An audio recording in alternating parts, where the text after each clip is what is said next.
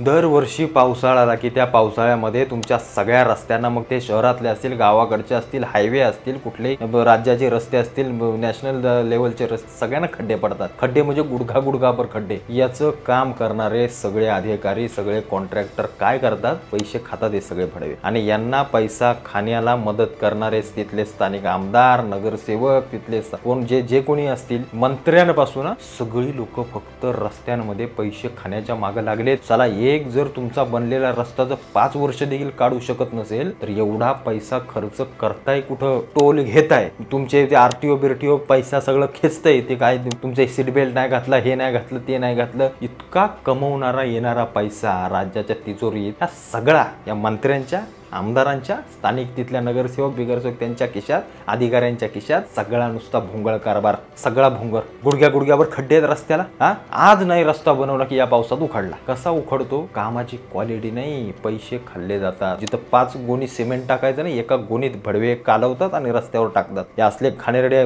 गोष्टी चालले त्या राज्यात, त्यांच्यावरती कठोर कारवाया केल्या पाहिजेत, लक्षात घ्या। आणि असले घाणेरडे राजकारणी आहेत ना, फक्त काम करायचं, दाखवायचं आणि त्याच्या आतमध्ये सगळा मलिदा खायचा।